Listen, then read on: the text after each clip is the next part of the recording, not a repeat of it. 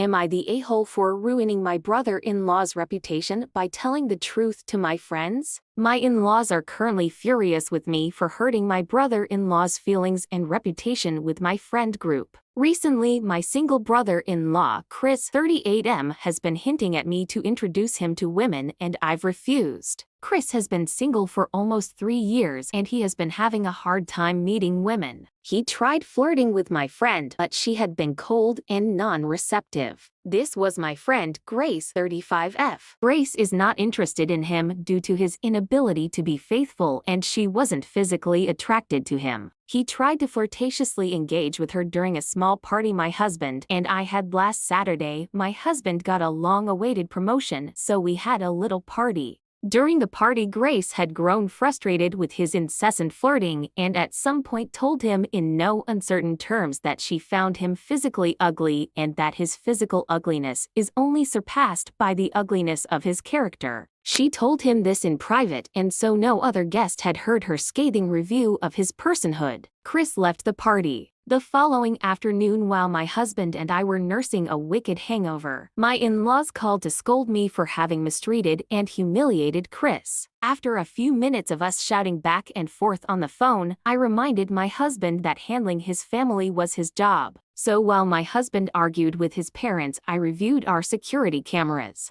And honey, Grace verbally tore him apart. Grace reminded him that he cheated and divorced his late ex-wife Lily while she was battling cancer and that he then got dumped by the mistress for being a cheater as he continued to cheat on her. Grace told him that he wasn't a man of any significant value other than the few coins he had in the bank and that there's no way in hell she'd entertain his delusions of sexual grandeur and beauty. She also said the only thing he had going for him was his over-bloated job title as an executive director to a third-rate company that will probably collapse in the next 5 years. As a parting gift, she told him to consider some cosmetic work to improve his haggard appearance and perhaps to start praying for divine intervention to fix his rotten soul, since there is no way a psychotherapist could ever come close to fixing whatever is wrong with him. My in-laws and Chris feel that I shouldn't have told my friends what Chris did because he's now perceived by my girlfriends as a terrible person.